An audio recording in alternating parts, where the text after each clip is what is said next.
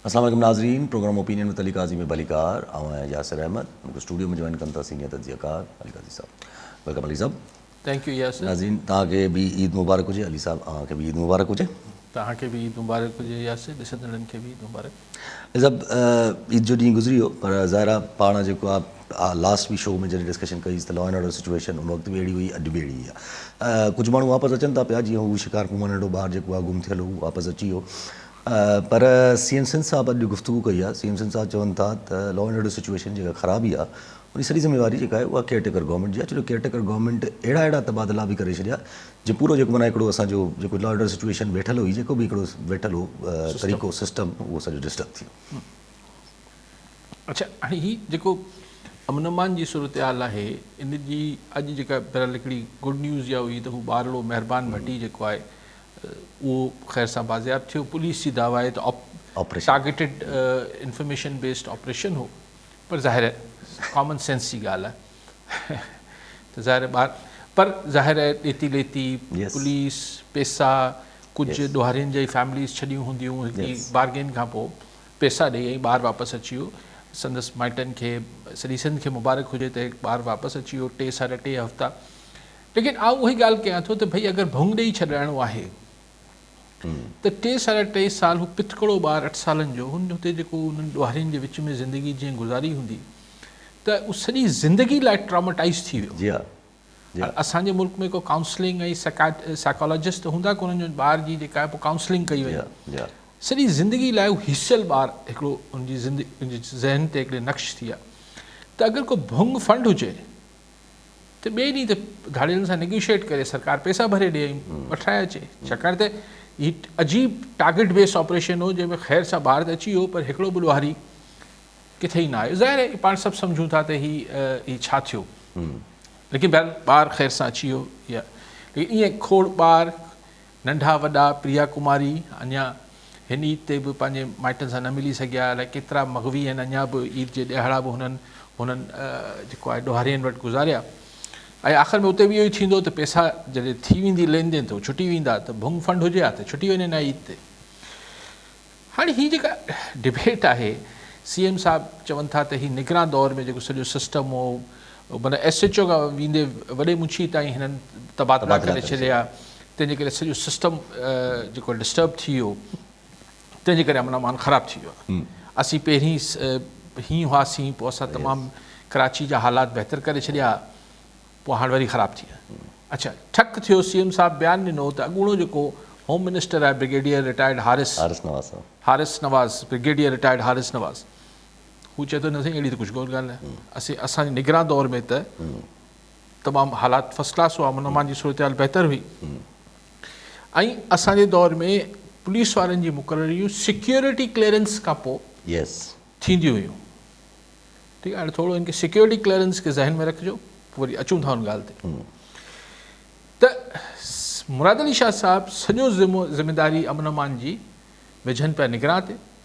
निगरान चवनि था असांजे दौर में शानदार हो, हीउ तव्हां पंहिंजो अफ़ाल ठीकु कयो, राति ताईं पुलिस वारनि SPs खे चओ त ड्यूटी ते रहनि, कमु कनि त ठीकु थी वेंदो। हाणे आऊं त हिननि जी वॾा माण्हू आहिनि, बहस आहे, पर ही केरु ॿुधाए त जॾहिं निगरान हुकूमत न हुई अॼु खां 6 महीना पहिरीं, साल पहिरीं, त छा अमन अमान सिंध जो ठीकु हो? निगरान दौर में छा अमन अमान ठीकु हो? अॼु छा अमन अमान ठीकु आहे? त निगरान दौर में कहिड़ी अमन अमान जेको आहे चङो हो, या हुन खां अॻु कहिड़ो चङो हो? ही त असां वटि हिकिड़ी वेव्स आहिनि, कॾहिं थोरी सवाई थी वञे थी, कॾहिं थोरी झकी थिए थी। तव्हां शिकारपुर, जेकोबाद, कंदकोट, घोटकी, ख़ैर हिते लाड़काणो सख हिते वञी ॾिसो, हैदराबाद, उहो तव्हांखे ॿुधाईंदासीं असांखे ज़मानो थियो, असां त अमन अमान ॾिठो ई कोन्हे। त हीअ हिक ॿिए ते ब्लेम गेम छा पई थिए? हाणे इहा त ठीकु आहे न, हिकिड़ी पूरी 5-6 सालनि जी गवर्नमेंट का गुज़री हुजे, उन ते ब्लेम करणु सवलो हूंदो आहे, साईं पुराणी हुकूमत जेका आहे हुन। पर हाणे त सिंध में त निगरान हुकूमत छा 3-4 महीननि लाइ हुई, ऐं निगरान हुकूमत त फेलियर हुई, हुन में त को मतिलबु ॿ राया कोन्हनि। लेकिन हू निगरान हुकूमत लॻाई कंहिं हुई? ऑपोज़िशन ऐं पीपल्स पार्टी जी पंहिंजी पीपल्स पार्टी बेसिकली न सर, पीपल्स पार्टी जी ही रिकमेंडेशन ते वो निगरान हुकूमत रखी हुई या पोइ पसे पर्दा हिन में हुननि वज़ीर साहिबान जी क्लियरेंस थियल हुई, माना हुनजा नाला के ॿिए हंधा आयल हुआ। ऐं जॾहिं रिटायर्ड ब्रिगेडियर हारिस साहिबु चवनि था त समूरनि पुलिस वारनि जी मुक़ररियूं सिक्योरिटी क्लियरेंस सां थींदियूं हुयूं, त मूंखे ॿ ॻाल्हियूं सम्झ नथियूं अचनि। SHO भिटाइयाबाद रखण लाइ पुलिस वारे खे रखो पिया न SHO, सिक्योरिटी क्लियरेंस सां छा मुराद आहे? सिक्योरिटी क्लियरेंस मतिलबु असांजी एजेंसीज़ ऐं हीअ सभु उनखे क्लियर करे ॾियनि त बाबा जेको को वास्तो त ईअं चइबो आम तरह सिक्योरिटी क्लियरेंस केरु ॾींदो आहे तव्हांखे? FIA ॾींदी आहे, IB ॾींदी आहे, को ॿी एजेंसी ॾींदी आहे, सिक्योरिटी एजेंसी ॾींदी, सिक्योरिटी एजेंसी ॾींदी न सर। त पुलिस वारो उनजी बि सिक्योरिटी क्लियरेंस थींदी आहे, इहा मुंहिंजे लाइ नई ॻाल्हि हुई। लेकिन ब्रिगेडियर हारिस जेको चवणु आहे त बाबा असांखे ब्लेम न कयो, हुतां नाला ईंदा SHOs ऐं SP ताईं। त हीउ जेको CM साहिबु मुंहिंजे ख़्याल त हाणे आईंदा शायदि केयर टेकर्स लाइ थोरो मुख़्तलिफ़ ॻाल्हि आहे, मूंखे ख़बर न आहे हिन हारिस नवाज़ जे बयान रद्द अमल खां पोइ, छाकाणि त हीअ गवर्नमेंट केयर टेकर बि पीपल्स पार्टी जी नॉमिनेशन हुई ऐं जिन्हनि जी हुई तिन्हनि जी हुई, सभिनी खे ख़बर आहे कंहिंजी निगरान हुकूमत कंहिंजी हुई, काकड़ साहिब खां वठी ब्रिगेडियर हारिस नवाज़ ताईं। जी हा। त अमन अमान जी सूरत जी ख़राबी जी ज़िम्मेवारी अगरि CM साहिबु हुननि ते विझे पियो त, लेकिन बतौर सिंध वासी, चाहे असीं कराची में रहूं, हैदराबाद में या कश्मीर या कंदकोट किथे, अमन अमान त डिघो अरसो थियो, डिघो अरसो केयर टेकर जे दौर में पाण इहे ॻाल्हियूं कंदासीं। हीअ बि चवनि था हाणे ब्रिगेडियर हारिस नवाज़ चए थो कचे में कुझु करण लाइ जेको आहे वॾेरनि में हथु विझणो पवंदो। अवल त वॾेरो को शइ मतिलबु को नेगेटिव शइ न आहे, लेकिन बहरहाल हुनजी मुराद हूंदी बासर भोतारनि मां, त तव्हां छो न विधो? तव्हां त वॾा हाम हया केयर टेकर गवर्नमेंट, असीं हीअं करे छॾंदासीं, ऑपरेशन करे छॾंदासीं, छो न कयो? सो लेकिन सिंध जो माण्हू हिन बहस में उनजी दिलचस्पी घटि आहे, ऐं ब्लेम गेम सां आउं सम्झां थो सिंध जे माण्हुनि खे त अमन खपे, पोइ केर बि वठी ॾेई छॾे। अच्छा, वैसे उहो फ़र्क़ु कहिड़ो थो पए? पुलिस वारा अगरि CM साहिब जे आर्ग्यूमेंट के लाइ ॿ मिंट लाइ मञी छॾिजे त अगरि हुननि मुंशी ऐं इहे सभु कुझु तब्दील बि कया, तबादलनि सां लॉ एंड ऑर्डर ते फ़र्क़ु पवणु खपे? न ॾिसो, नाहिल अगरि सॼा नाहिल ऑफिसर मुक़ररु थींदा त फ़र्क़ु त पए थो, ओके नाहिल, लेकिन छा सॼे सिंध में चूंडे जेको आहे सिक्योरिटी क्लियरेंस खां पोइ नाहिल अफ़सर मुक़ररु थिया, ऐं सिक्योरिटी क्लियरेंस खां छा सिक्योरिटी क्लियरेंस कीअं मिली नाहिल अफ़सरनि खे? छाकाणि सिक्योरिटी में इहो बि त ॾिठो वेंदो न त हुननि जो ॾोहारींदड़ वास्तो आहे न आहे, हुनमें अहलियत केतिरी आहे, कॉम्पिटेंट आहे या न आहे। त छा असांजी सिक्योरिटी क्लियरेंस ॾियण वारा सभिनी नाहिलनि खे लॻाए छॾियो छा? हाणे कहिड़ो फ़र्क़ु थो पए? हाणे मुंहिंजे लाइ हैरत जी ॻाल्हि आहे त वॾा मुंशी SHO सिक्योरिटी क्लियरेंस खां पोइ लॻंदा आहिनि छा? एग्ज़ैक्टली अॻिते हलूं था पिया। अच्छा, अॼु जेको हू हियरिंग थी हुई मतिलबु फुल कोर्ट, जेका फुल कोर्ट त न चइजे, उन वक़्तु जेके अवेलेबल हुया बकौल चीफ जस्टिस साहिब सां, त उन वक़्तु जेके बि अवेलेबल जजिस हुआ उन्हनि जी बेंच ठाहे छॾी हुई, लार्जर बेंच 7 बेंच ठही वई, जंहिंमें ख़त आयो 6 जजिस जो, जंहिंजे हवाले सां बेंच ठही। पोइ उन में अॼु ॾिठोसि त इख़्तिलाफ़ी बि माण्हू नज़र अचे, माना इख़्तिलाफ़ी नोट नज़र अचे। हिकिड़े जस्टिस यहया अफरीदी साहिब त पाण खे बेंच खां ई अलॻि करे छॾियो। जी, यहया अफरीदी साहिबु पंहिंजे पाण खे चयो त भई असां हिन जेको 29 अप्रैल ते अञा परे आहे, जॾहिं हू जांच थींदी त 6 जज साहिबान जेको मुबैना तौर ते एजेंसीज़ पारां हुननि खे हरास करण वारो जेको इल्ज़ामात हुआ, उस जो केस ख़त जेको लिखियो वियो, उनजी अञा 29 अप्रैल ते सुनवाई आहे। पर जस्टिस यहया अफरीदी साहिबु पंहिंजे पाण खे हींअर खां ई हुन माज़रत करे वरिती आहे त आउं हुन बेंच में न हूंदुसि। अञा ही फुल कोर्ट न आहे। काज़ी फाइज़ साहिबु इहो चयो, अंदियो ॾिनो हो त मतां असीं फुल कोर्ट ठाही 29 अप्रैल ताईं ही केस हाणे फुल कोर्ट ॿुधे, पर हिकिड़ो जज साहिबु त हुन में जवाबु ॾेई बीह रहियो आहे। जी हा, त न हू हिन बेंच जो हिसो हूंदो, ज़ाहिर हिन बेंच जो न हूंदो त फुल कोर्ट जो बि न हूंदो। लेकिन जेको अतर मिनल्ला साहिबु जस्टिस सुप्रीम कोर्ट साहिबु, उन्हनि त ॻाल्हि वरी थोरी ॿी करे छॾी आहे। हू त चवनि था त भई जज साहिबान जॾहिं चई छॾियो आहे त असांखे हरास कयो वियो, त एसि ताईं त को पुछा ॻाछा ऐं बहस मुबाहिसे जी ज़रूरत ई न आहे। पर जज साहिबान चई छॾियो आहे।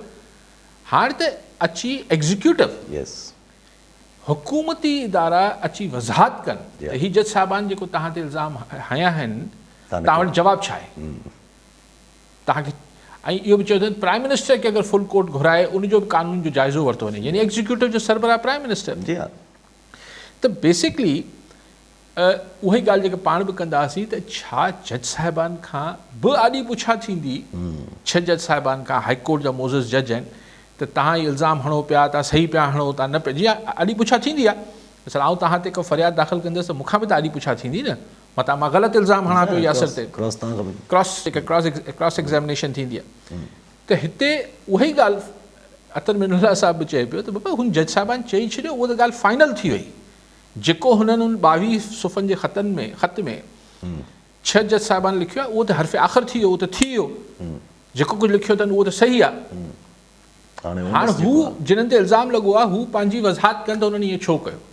सो इहो हिकिड़ो अगरि ॾिसूं त छा कीअं करवट कीअं बदिले थो, केस कीअं प्रोसीड करे थो, इहो किसो त एतिरो आसानी सां गुम न थींदो। यस यस ऐं जब सिमिलैरिटी ॿिन्ही जे आर्ग्यूमेंट में हल्की फुल्की आहे त जस्ट याया अफरीदी बि जॾहिं इहा ॻाल्हि कनि था त माना 184 थी जी तव्हां कंहिं जजिस खां पुछा नथा करे सघो, ऐं जजिस जी अगरि का कंप्लेन आहे त सुप्रीम जुडिशियल काउंसिल में ईंदी। ऐं अतर मिनुल्ला साहिब बि चवनि था त जजिस खां पुछा, माना हिकिड़े तरीक़े सां ॿिनि जजिस जो थोरो सिमिलर आर्ग्यूमेंट आहे त जेको जजिस चई छॾियो आहे उन खां पुछा नथी थी सघे। हाणे इहो तरीक़ो ॿियो आहे। ॾिसो जुडिशियल कमीशन में अगरि वञे, हाणे आउं कानूनदान न आहियां, पर यया अफरीदी साहिब जी ॻाल्हि थोरी मुख़्तलिफ़ आहे। हू चवंदा supreme judicial council, supreme judicial council में त जज साहिबान खां पुछा थी सघे थी हुते। हिते ही चए थो पंहिंजो जस्टिस अतर मिनुल्ला त जजनि खां पुछण जी ज़रूरत ई न आहे, तंहिंजे करे हिते ई केस हलंदो। यस यस ऐं एग्जीक्यूटिव खे घुरायो, जी हा, उन जे मथां जज खे घुराइण जी तव्हांखे ज़रूरत ई न आहे। हुन त हाईकोर्ट जे 6 मोज़िस जजनि कूड़ त कोन ॻाल्हाईंदा। पर कहिड़ा हाणे कॉन्स्टिट्यूशनल ओथ त सभिनी खयूं असां वटि त हलूं था पिया। ऐं त अॼु इमरान ख़ान साहिब जी जेका ख़ान साहिब जी पंहिंजी टीम आहे उहा मुलाक़ात करे आई हुन सां जेल में। शामूद कुरैशी साहिब जी फैमिली मुलाक़ात कई आहे, पर अञा त इहा रिपोर्ट जी तस्दीक ख़बर न पई आहे त बुशरा बीबी साहिबा जी मुलाक़ात थी आहे, इमरान ख़ान सां न थी आहे। पर ख़ैर पंहिंजी हुननि जी टीम मुलाक़ात करे आई। उन्हनि अची पैगाम ॾिनो त उन्हनि त पैगाम वॾो ख़तरनाक ॾिनो आहे त हीअ जेका सूरत हाल आहे हिन वक़्तु इहा बिल्कुलु एग्ज़ैक्टली उन्हनि रेप्लिका कयो आहे, ॼण माना 1970 सां। ऐं चयो आहे त अगरि ईअं हलंदो रहियो त ढाका ट्रेजेडी जॾहिं उते थी त हिते बि थींदी। ॾिसो ख़ान साहिब जी मर्ज़ी आहे, बानी PTI जी। हाणे चए थो त हुन महिल बि को लंडन प्लान ठाहियो, हू चवनि था त उन महिल बि हीअं थियो हो, हीअं इलाही अलॻि सूरत हाल हुई। Dhaka situation was entirely a different situation. कुझु त मुमासिलत तव्हां ॻणी सघो था। मिसाल हिकिड़ी मुमासिलत तव्हां ॻणी सघो था त मैंडेट खे तस्लीम नथो कयो वञे। मैंडेट खे तस्लीम न करण जी ॻाल्हि आहे। इहा ॻाल्हि कई दफ़ा पहिरीं बि माण्हुनि चई आहे। मिसाल ग़ुलाम इसाक़ ख़ान खे जॾहिं IGI खटे आई 1990 में, तव्हांखे शायदि ॿुधायो हो किसो, त मियां नवाज़ शरीफ़ वञी चयो जॾहिं, छाकाणि त तय थियल हो त 90 वारी इलेक्शन में 2.5 साल ग़ुलाम साहिब जतोई मरहूम प्राइम मिनिस्टर रहंदो, 2.5 साल नवाज़ शरीफ़ रहंदो। पर नवाज़ शरीफ़ साहिब उन वञी 90 में चयो ग़ुलाम इसाक़ ख़ान खे त भई असीं अक्सरियत आहियूं, पंजाब मां अक्सरियत मिली आहे, आउं पंजाब जो लीडर आहियां, त तव्हां ही 70 वारी सूरत हाल जो वर्जा न कयो। ऐं पोइ ग़ुलाम इसाक़ ख़ान खे मजबूरन, या अलाए नियत ई न हुई जतोई साहिब खे ॾियण जी, अलाए मजबूरन हो छा बि किसो करणु, त इहा हवाला 70 जा ॾियणु सवलो आहे। पर 70 जी सिचुएशन ऐं हाणोकी सिचुएशन में सवाइ इन ॻाल्हि जे त हुन महिल बि मैंडेट तस्लीम न कयो वियो, बाक़ी ज़मीन आसमान जो फ़र्क़ु आहे। हुते हिकिड़ी नेशनलिस्ट मूवमेंट हुई ऐं हुते इलेक्शन कैंपेन जेको 6 नुक़्तनि ते 6 नुक़्ता जेके शेख मुजीब जा हुआ, उनजी बुनियाद ई बि हुई। ख़ान साहिब न अहिड़े ॻाल्हि ते मैंडेट वरितो आहे ऐं न ई हिते को नेशनलिज़म आहे। हिन में पख्तून बि ख़ान साहिब सां त मुंहिंजे ख़्याल में हर ॿोली ॻाल्हाईंदड़ ऑलमोस्ट जेको हुनजी फॉलोइंग आहे उनमें सभी ॿोलियूं ॻाल्हाईंदड़ आहिनि। हुते सिर्फ़ु बंगाली हो जेको हुनखे शेख मुजीब खे सपोर्ट करे रहियो। हुते सूरत डिफरेंट हुई, उनखे बार बार इहो। ऐं चलो तव्हांखे फ़ोन वठो। असद मीर लाशारी पीर वसाण मां। जी लाशारी साहिब छा चवणु चाहींदा? अली काजी साहिब खां सुवाल आहे। जी साईं। सर सुवाल इहो आहे त हिन वक़्तु जेको ही PTI जो ऐं मैंगल साहिब, महमूद खान ऐं जमायत इस्लामी वारा जेको ही गजल हिकिड़ो इतिहाद कनि पिया, त इन जे बारे में ॿुधाईंदो कि हीउ छा पियो थिए, आख़िर हिन जो नतीजा छा निकिरंदा, अॻिते हली हीउ छा थींदो? इहो काबी साहिब थो थोरो हिन हिसाब सां तव्हांखे ॿुधाए कि आख़िर छाजे करे पियो थिए, हिननि जे पोयां छा आहे ऐं इहे कंहिंजे चवण ते थिए थो, आख़िर वजह छा आहे? जी ठीकु आहे साईं। साईं ॾिसो, इहो काफ़ी इम्कान हो त ईद खां पोइ इहो हिकिड़ो ग्रैंड अपोज़िशन अलायंस ठहंदो ऐं अञा मां सम्झां थो त उन ॾांहुं कोशिशूं थी रही हूंदियूं ऐं हीअ जेको शहबाज़ शरीफ़ साहिबु मौलाना फज़ल रहमान खे फ़ोनूं कनि पिया, ईद मुबारक ॾियनि पिया, कोशिशि थिए पई त हुन इतिहाद में JUI शामिलु न थिए, जमात इस्लामी खे बि ज़ाहिर रोकण जी कोशिशि थी रही हूंदी। लेकिन अगरि ही ॿ वॾियूं जमातूं जेके मज़हबी जमातूं इहे न बि आयूं इतिहाद में, त बि को न को इतिहाद त जुड़ंदो। पोइ हुन में बलोच कौम परस्त हुजनि, सिर्फ़ु GDA हुजे, सिर्फ़ु सुन्नी, भला आख़िर में कोई न हूंदो त सुन्नी इतिहाद ऐं वहदतुल मुस्लिमीन ऐं PTI वारा ठाहे वठंदा पाण में इतिहाद। त हिकिड़ो इतिहाद जी ताकी हिकिड़े ईअं महसूसु न थिए त हीअ PTI जी का सोलो फ्लाइट आहे। हिन महिल पॉलिटिकली हुननि खे वारो खाए थो त इवन अगरि हिन अहिड़ो इतिहाद ठहे ऐं हुनजी अॻुवाणी मौलाना फज़ल रहमान करे छॾे त PTI वारा हुन लाइ बि राज़ी आहिनि। लेकिन ऐं हाणे कंहिंजे इशारे ते ठहे पियो, सही ज़रूरी न हूंदो आहे। असां माज़ी में बि ॾिठो आहे, कॾहिं कॾहिं ख़ुदिरो शयूं बि थींदियूं आहिनि, जेके जेके हींअर इस्टेब्लिशमेंट खां नाराज़ आहिनि या हिकिड़ी धुर सां नाराज़ हुजनि था, पाण में कठा बि थी सघनि था।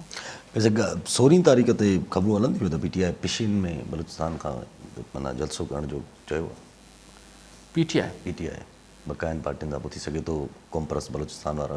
ठीकु आहे, ज़ाहिर आस्ते आस्ते सुर वधाइबो। हाणे बलूचिस्तान मां कोई जलसो थींदो, पोइ हिकिड़ो हंधि KP में थींदो, वरी इस्लामाबाद में कोशिशि कबी, दरख़्वास्त ॾिबी।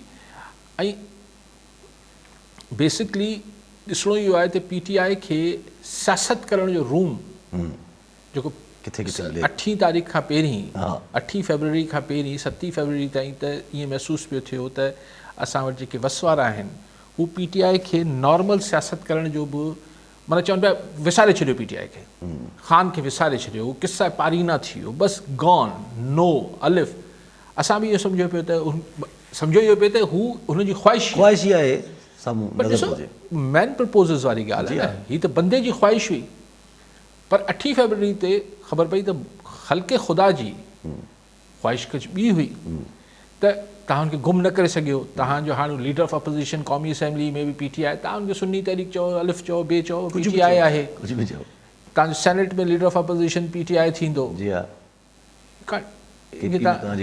KP में सॼी गवर्नमेंट जेका आहे PTI जी, हाणे PTI खे कीअं तव्हां बैन कंदो?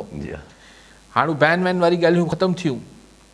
त चवण जो मक़सदु इहो आहे त ॾिसणो इहो आहे त अॻु में त सफ़ा चयूं त रूम न आहे, को गुंजाइश न आहे। हाणे ॾिसणो इहो आहे त जॾहिं हीउ सभु कुझु थी वियो आहे त हिननि खे कुझु न कुझु त हुनखे रूम ॾियणो पवंदो न PTI खे, त भई ठीकु आहे असीं को वॉयलेंस नथा कयूं, असीं सफ़ा इहे नथा चऊं त सुभाणे हुकूमत खे डाहियो, असांखे जलसा करणु ॾियो, असांखे जुलूस करणु ॾियो, असांखे मीडिया ते अचणु ॾियो। हीअ सभु पंहिंजे लाइ हिकिड़ी ठूठू हणी जाइ त वठंदा न। ऐं मुस्तक़िल PTI में बि जेको हिकिड़ा त हॉकिश आहिनि, सफ़ा ईअं मज़ा विढ़ण जे मूड रहंदा आहिनि हमेशह। हिकिड़ा थोरो थधो एलिमेंट बि त आहे न, त उहो त बार बार हुनजे बैरिस्टर सैफ जहिड़े माण्हुनि जा त बार बार अचनि था न त भई असीं त हर वक़्तु इस्टेब्लिशमेंट सां चाहियूं था, ॻाल्हियूं थियनि। अॼु ख़ान साहिबु हुन ॾींहुं बि चयो, अॼु वरी चई, अॼु ख़ान वरी चयो आहे कि त हू सदाईं मिलिट्री इस्टेब्लिशमेंट सां ॻाल्हियुनि जे लाइ राज़ी आहे। कॉलन न्याज़ अहमद कराची में जी, न्याज़ साहब चाटूं चाहींदा? जी साईं। रोज़न तरेबन जी मुबारक काजी साहब के तव्हांखे। जी साईं, खैर मुबारक। जो रुकेश या करनी काजी साहब के तव्हांखे त असां जेको नज़ीर अहमद शाल हुयो तारो बीमार पियो आहे, अखियुनि खां बि नाबीन थी आहे, बान सईदाबाद में जी। एक्ट्रा असांजो वीचारो, उन लाइ महिरबानी करे काजी साहब खे चओ त आवाज़ उथारे थोरो उन का मदद थी वञे। ठीक, नज़ीर अहमद अलाए ॿुधायूं एक्टर आहिनि, बिल्कुलु कल्चर डिपार्टमेंट खे रुगो जेको आहे पंहिंजा नवाज़ी बंदि करणु खपे, वीचारा जेके रियली इन नीड आहिनि उन्हनि जी मदद करणु खपे। ज़रा अॼु मुल्क जे हालात जे हवाले सां एशियन डेवलपमेंट जी बैंक जी रिपोर्ट अची वई। एशियन डेवलपमेंट बैंक चए थी त पाकिस्तान जो इकोनॉमिक आउटलुक जेको आहे उहो लबे मोटे अल्फाज़ में अनसर्टेन ई आहे, पर ऐं चांसिस जेके वधीक there is a high risk Pakistan जो अञा डाउनवर्ड डायरेक्शन अचे रादर देन अपवर्ड डायरेक्शन। हाणे एशियन डेवलपमेंट बैंक ऐं वर्ल्ड बैंक असांजी सॼी मॉनिटरी फिस्कल मामलनि खे तमामु वेझो खां ॾिसनि था, उन्हनि खे अंगनि अखरनि जी बिल्कुलु आङुरियुनि ते आहे असांजा, त हू चवनि था त हीउ जेको हलंदड़ साल आहे हिन में बि जेका अगथियूं कनि पिया त पाकिस्तान जी इकॉनमी मईशत वधण बदिरां घणो इम्कान इहो आहे त हेठि ॾे वेंदी, माना वधण जो को इम्कान ई कोन्हे। जी हाई रिस्क के डाउनवर्ड वञे। त ॾिसो तव्हां हीअ अगथियूं जेके माशी अगथियूं थींदियूं आहिनि इहो कोई इल्म फ़ल्कियात ऐं इल्म नजूम ते कोन थींदियूं आहिनि, सिंपल अंग अखर आहिनि या ॿियो हालात नज़र अचे। सिंपल अंग अखर आहिनि न सर। ही जेके माशी माहिर वेहनि था त इहे कोई थोरी चवनि था त तुश्तरी में मुश्तरी अची वेंदी ऐं पोइ ही छाकाणि त सिज गिरण थी वियो त हाणे हिन जो असरु हीअं पवंदो। जी हा, सिधा ॾिसनि था बाबा अंग अखर इहे आहिनि, तव्हांजी एक्सपोर्ट्स आहिनि कोन, तव्हांजी इम्पोर्ट्स घटिजनि नथियूं, तव्हांजा ख़र्चा वधनि घटिजनि नथा, अलिफ आहे बे आहे, हीअ शयूं आहिनि, तंहिंजे करे हीअ मामिलो आहे ऐं ईअं थियण जो इम्कान आहे। हाणे असीं पंहिंजे पाण खे छा गिमिक्स या असीं पंहिंजे पाण खे छा असरु ॾींदा आहियूं डोमेस्टिक। हाणे मूंखे ख़बर न आहे त इन सां असीं सिर्फ़ु स्टॉक एक्सचेंज खे ख़ुशि रखंदा आहियूं या सिर्फ़ु जेका असांजी लोकल वापारी आहे हुनजी असीं नफ़्सियाती तौर ते उनखे ख़ुशि रखंदा आहियूं, छा मसइलो आहे। मिसाल पाण वटि वॾी वॾी जेका ख़ुशख़बरी पाकिस्तान जी आवाम खे ॿुधाइण लाइ हुकूमत वटि हूंदी आहे त असीं IMF सां ॻाल्हियूं करणु वञूं पिया, होप ॾींदा आहिनि। ऐं असीं 7 या 8 बिलियन डॉलर ईंदा, पोइ 3 वरितासीं 8 वठंदासीं, कर्ज़ वठणु वञूं पिया। जी हा, ठका अहिड़ा पिया ॾियो ॼण को मतिलबु वॾो को ख़ज़ानो ॻोल्हे ईंदो हुतां। वधीक व्याज, वधीक कर्ज़ माना वधीक व्याज, वधीक सख़्तियूं, वधीक शर्तूं, ॿाहिरि असीं वठणु वञ। हाणे हिन सां शायदि पाकिस्तानी आवाम ख़ुशि थिए थी या वापारी ख़ुशि थियनि था, जेको बि आहे। यानी ॿिए लफ़्ज़नि में चवंदा त फ़िक्र न कयो, डिफॉल्ट न कंदासीं। यस एग्ज़ैक्टली, कारा न कारा पैसो अची वेंदो असांखे ऐं ॾीवालियो कोन थींदासीं, असां इहे पिनसन करे वठी ईंदासीं कर्ज़। जी हा, कर्ज़ जी मैं पीअंदा रहंदासीं। जी हा, ॿियो ही नई गिमिक आहे असांखे जेको आहे ही असांजा अरब ॿाहिरि जेके आहिनि उहे बिलियंस ऑफ डॉलर्स ॾेई छॾींदा, इन्वेस्टमेंट करे छॾींदा। हाणे हीउ जेको चोथों पंजो ॾींहुं शहबाज़ शरीफ़ साहिब खे MBS मोहम्मद बिन सलमान साहिब जेको आसिरो ॾिनो त ही पहिरीं हुननि चयो, तव्हांखे यादि हूंदो त $25 बिलियन जी ॻाल्हि थी त सऊदी अरब पाकिस्तान में सीड़पकारी कंदो। 25 सऊदी अरब, 25 क़तर, 25 कुवैत ऐं 25 UAE। ठीकु आहे, हाणे सऊदी अरब त चयो 25, हाणे हीअ जेको $5 अरब हाणे ॻाल्हि पई थिए, फ़िलहालु उन 25 खे घटि थी $5 अरब थी वियो, भला इहो त ॾियो। MBS जेको आहे न उहो चयो भई केरु पियो ॾिए। एग्ज़ैक्टली, हुन ॾींहुं बि ॻाल्हि पई कई त भई हीउ सऊदी फंड्स पियो ॾिए, सऊदी का बैंक बि ॾिए, सऊदी कॉर्पोरेशन बि ॾिए, सऊदी हुकूमत पियो ॾिए, MBS पंहिंजे खीसे खां कढी ॾिए मोहम्मद बिन सलमान साहिबु। अच्छा, पोइ हीउ रेकोटेक में अगरि लॻाया पिया वञनि त रेकोटेक में त असांजा ई शेयर्स आहिनि, गवर्नमेंट पंहिंजा शेयर्स विकिणंदी न। एग्ज़ैक्टली, ॿियो हुन ॿी कंपनी जा त नथी विकिणी सघे, ॿी कंपनी त ॿी आहे, उहा त नथी विकिणे। अच्छा, हिन ॿी कहिड़ी माइनिंग करणु अचनि पिया। $5 बिलियन सां अगरि तव्हांजी इशू इहो आहे त $5 बिलियन अची विया ऐं उन मां तव्हां डॉलर न कमायो त हीउ $5 बिलियन हीअं करे 2 महीननि खां पोइ हुनजो असरु ई ख़तमु थी वेंदो। त वॉट आर वी डूइंग? तव्हां वटि भाई जेसिताईं सियासी इस्तेकाम नथो अचे, तव्हां वटि जेसिताईं जेका आहे माशी पॉलिसीज़ जी मुस्तक़िल कंसिस्टेंसी छा चवंदा आहियूं, मुस्तक़िल मिज़ाजी जेका आहे, मुस्तक़िल देरपा पॉलिसीज़ जी पक नथी थिए, तव्हां वटि जेसिताईं लॉ एंड ऑर्डर ठीकु नथो थिए, तव्हां वटि जेसिताईं जेको आहे ही करप्शन जो भूत रकास ख़तमु नथो थिए, त कीअं तवका कयो था $5 बिलियन सऊदी अरब जा अची वेंदा ऐं मुल्क जेको आहे $7 बिलियन IMF ॾेई छॾींदी, बसि पोइ मुल्क चमन थी वेंदो। हाणे एशियन डेवलपमेंट बैंक वटि सारे ही सभु अंग अखर हूंदा न साम्हूं, ज़ाहिर आहे के बुनियाद ते प्रिडिक्शन करे रहिया हूंदा न, या अगथी करे रहिया हूंदा, त इहा ॻाल्हि त पाण जहिड़े बिल्कुलु ई नादान माण्हुनि खे बि सम्झ में अचे थी। बसि ॿुधे कोई नथो। पाण छा सिंधी में ॻाल्हायूं था इन करे। सवाल ज़रूरु अचे थो, माना सवाल त न ख़ैर पंहिंजो इन खां अॻिते हलूं था पहिरियों त पोइ वरी इन ते मोटी बि अचूं था। अॼु मतिलबु कल्ह वारो ॾींहुं, ईद वारो ॾींहुं जेको गाज़ा में जंग हले थी पई, अॼु त ख़ैर नेतन्याहू त क्लियर अनाउंसमेंट करे छॾी त भई असां कंटिन्यू रखंदासीं, असां अञा चुप नथा कयूं। उहा हालांकि सीज़ फायर इहो सभु कुझु ॻाल्हियूं थियूं, पर हाणे ॾिसूं छा थो थिए ईद खां पोइ बि। पर कल्ह जेके गाज़ा जा हमास जो जेको लीडर आहे, जेको क़तर में वेठो आहे, सिविलियन जेको पॉलिटिकली लीडर आहे, उन जे 3 ॿारनि खे जेको आहे उहो धमाके मारे छॾियो, 3 पुटनि खे। पुटनि खे। त उहो त चवंदा न हमास जो हर माण्हू दहशतगर्द हर आहे माण्हू दहशत ऐं हाणे त चवंदा फ़लस्तीन ॿार बचो जेको बि गज़ा में रहे पियो औरतूं सभु दहशतगर्द आहिनि। उहो त इज़राइल ऐं हीअ सभु त उन अख सां ॾिसनि था न। पोइ अमेरिका धमकी बि ॾिनी, पहिरीं त सिक्योरिटी काउंसिल रेज़ोल्यूशन पास कयो, 18 पास कयो त सीज़ फायर कयो। पोइ बाइडन साहब वॾी हिमत करे हिकिड़ी धमकी बि ॾिनी त बाबा हिते ॾींहंनि में न कलाकनि में हिन ॻाल्हि खे कयो, हीअ न ग़लति पियो थिए। यस नेतन्याहू खे परवाही कोन्हे। परवाही न। ख़ुदि इज़राइल में मुज़ाहिरा थियनि पिया, ख़ुदि यहूदी जेके आहिनि इज़राइल जा जेके माण्हू आहिनि उहे उनजे ख़िलाफ़ु मुज़ाहिरा कनि था, उनखे परवाही कोन्हे। बेसिकली अमेरिका बहादुर अञा बि एतिरो मजबूर न पियो करे इज़राइल खे जो गोॾा खोड़े। वरी जर्मनी जहिड़ा मुल्क आहिनि जिन्हनि खे हू पंहिंजो होलोकॉस्ट वारो हिटलर वारो एॾो अञा खाए पियो जो हू चवनि था त होलोकॉस्ट अगरि असांजे हिटलर हिननि सां कयो ज्यूस सां त भले ई इज़राइल वारा अगरि कंहिं ॿिए सां इहो ओड़ो ई होलोकॉस्ट कनि पिया या जेनोसाइड कनि पिया त हुननि खे इजाज़त आहे। ऐं जर्मनी बि सपोर्ट करेनि थो। त हिकिड़ी एॾी बेवसी आहे इंटरनेशनल लेवल ते। ऐं जेको वर्ल्ड ऑर्डर आहे उहो हिकिड़ो दफ़ो वरी बिन्हे नेकेड उघाड़ो थी साम्हूं आयो आहे। जी हा। त हीअ जेको असां वटि इंसानी हक़ आहिनि, हीअ जेको जमहूरियत आहे, हीअ जेको रूल ऑफ लॉ आहे, हीअ जेको फलाणे अलिफ बे इंसानियत आहे, ह्यूमनिटेरियनिज़म आहे, फलाण आहे, इहो सभु जो सभु हिणे मुल्कनि ते लागू थिए थो या उन्हनि मुल्कनि ते लागू थिए थो जिन्हनि सां अमेरिका बहादुर या वेस्ट न ठहंदो हुजे। इहे सभु जूं सभु शयूं इज़राइल लाइ लागू नथियूं थियनि। ओके आहे इज़राइल पंहिंजी जॻह ते। अॼु अमेरिका जेको आहे हिकिड़े तरफ़ इहा जंग त हले त अॼु अमेरिका बाइडन में जेके पहिरियां धमकी ॾिनी पर बाइडन अॼु वरी ॻाल्हि करे छॾी आहे त असां बिल्कुलु इसराइल जी हिमायत में बीठा आहियूं छो जो ईरान जो हाणे वरी ख़तरो पैदा थी वियो आहे। ॾिसो ईरान जो ख़तरो पैदा थी वियो आहे तंहिंजे करे ॿार बच्चा मारींदा रहो इज़राइल में। मूं चयो न ही ॾाढे जी लठ के ॿ मथा आहिनि। ही हिकिड़ी लॉजिक्स आहिनि जेके मतिलबु हुननि जी मुफ़ादनि वटां हिकिड़ा हुननि मंतक पंहिंजे ठाहियल आहिनि जेके कॉमन सेंस सां नथा ठहिकी अचनि।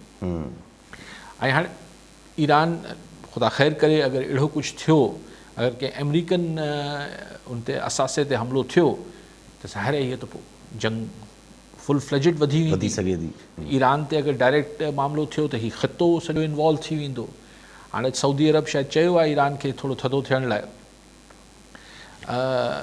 लेकिन हाणे कहिड़ी ख़बर त इहा बि ॻाल्हियूं हलनि थियूं त पाकिस्तान खे बि जेको सऊदी अरब ही $5 बिलियन जी ॾियण जी ॻाल्हि कई आहे, हुन सां गॾु इहो बि किथे अख़बारनि में पढ़ियो पिए त किथे इहो बि चयो वियो आहे पाकिस्तान खे तव्हां इंडिया सां मामलात पंहिंजा बहितर कयो, छाकाणि त सऊदी अरब $100 बिलियन जी इन्वेस्टमेंट इंडिया में करणु चाहे थो।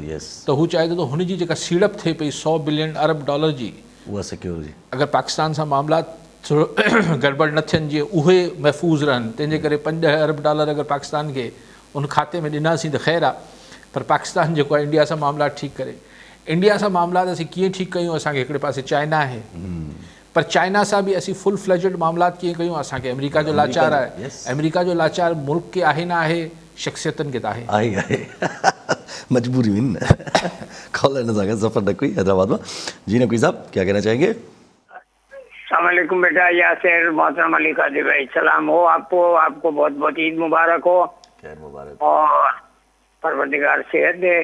कैसा माशाल्लाह हम जो देख रहे हैं हालात जिस तरफ जा रहे हैं, शायद वो आप कह रहे हैं कि ये इनको दे दें चांस बात करने का जो भी मौका है, लेकिन इंटरनेशनल जो सिनेरियो बन रहा है सर वो कुछ समझ में नहीं आता कि ये जो ईरान और इसराइल का जो मूवमेंट चल रही है और ड्यू हो गया है, मेरा ख्याल है कि तवील अरसे से 48 से हमारे आलम इस्लाम में खंजर की तरह जो पेवस्त है इसराइल, हो सकता है चूंकि बहुत सारे लोगों की दुआएं या बद दुआएं या आए हैं, हर साल हम बड़े बड़े मुकामात पे दुआएं मांगते रहे, लेकिन अब ये जो गरीब लोग मारे जा रहे हैं, जैसे खासतौर पे ये जो मकली के लोगों को जिस तरह हादसा हुआ है, ये एक सानिया काजी साहब, ये हादसा नहीं है, ये हमारे कानून की कमजोरी है। हमारे यहाँ न ड्राइवर्स को चेकअप है, न गाड़ियों का चेकअप है, टैक्सियों में लोग डूबते हैं, जो इस तरह ये आती हैं,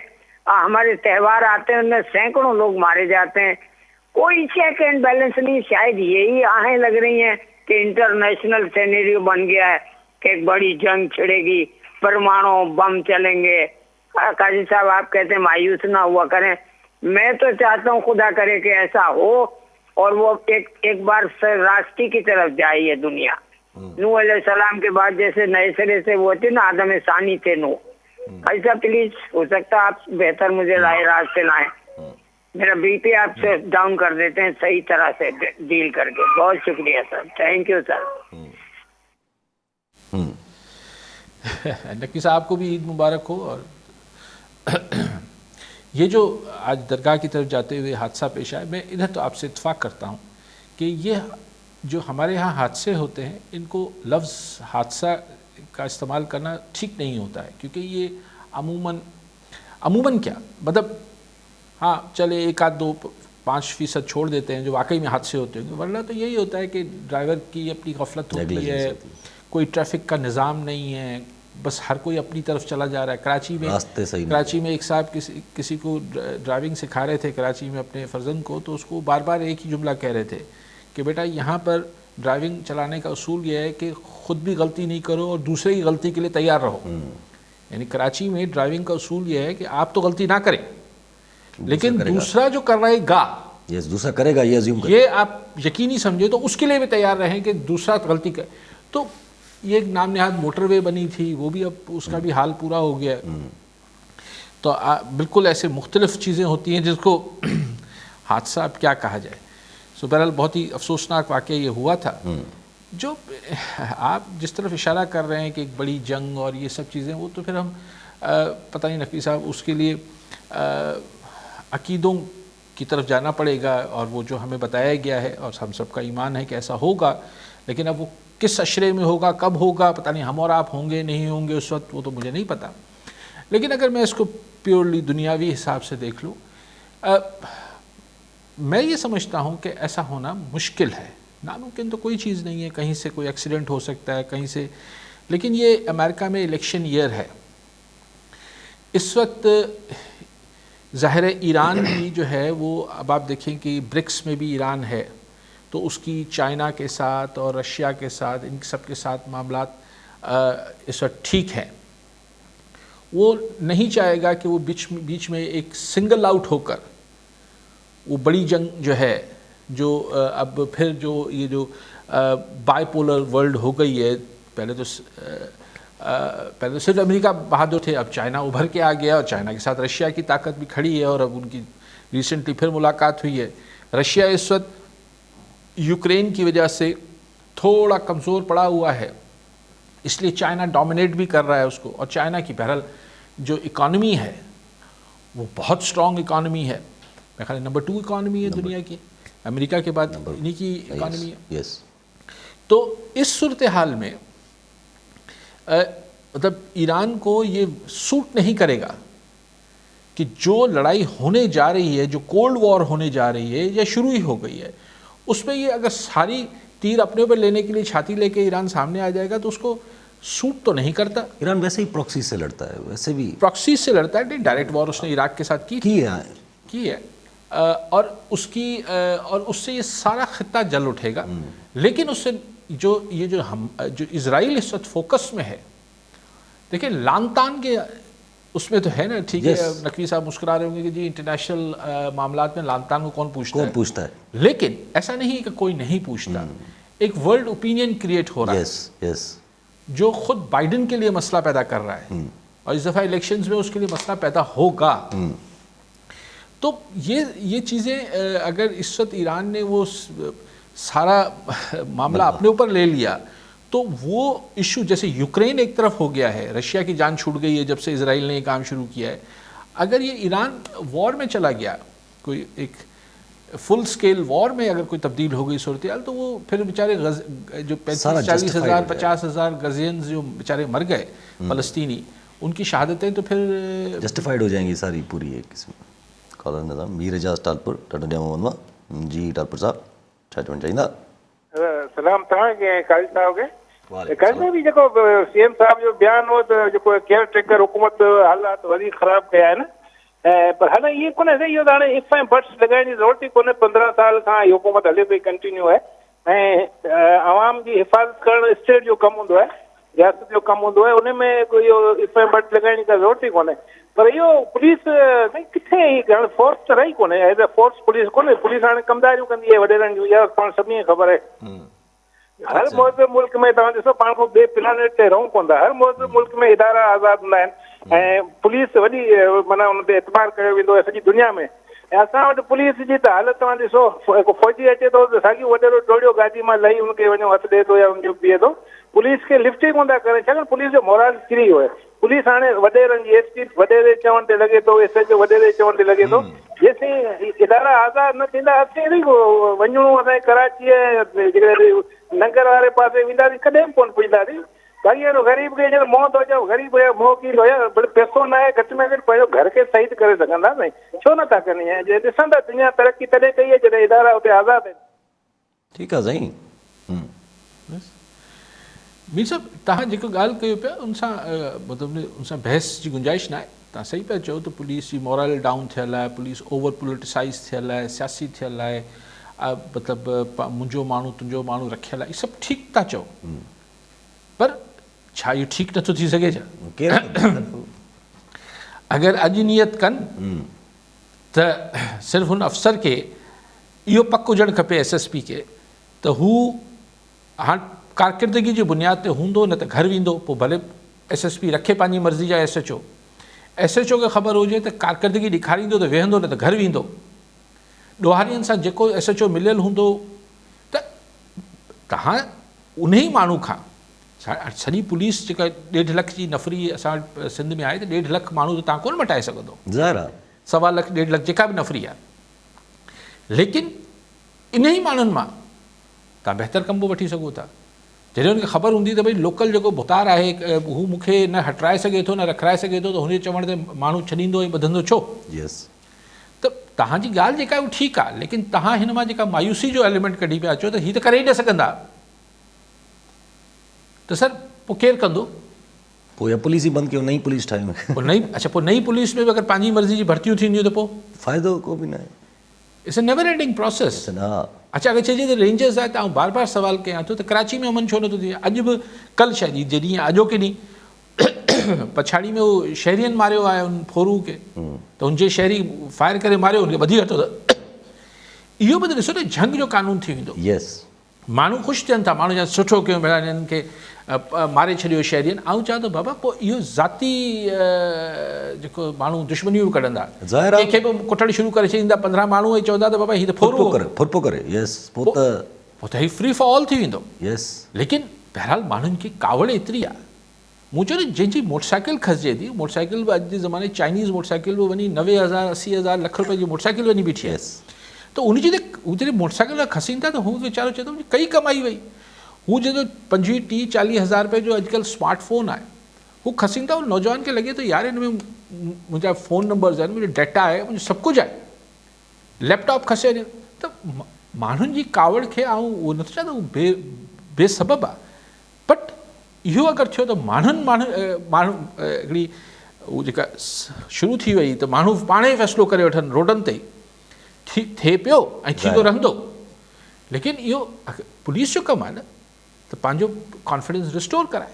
सफ़ा माना इन में अहिड़ी हालत में chief minister of the province अगरि चवे थो त 4 महीननि जी केयरटेकर गवर्नमेंट जी ज़िम्मेदारी आहे, ॾिसो ज़ाहिर छा चवनि मतिलबु। ऐं हू केयरटेकर जी तव्हां अजीब बयानु पढ़ियो, उहो जेको ब्रिगेडियर हारिस नवाज़ हो, त न असांजे वक़्त में शानदार हो।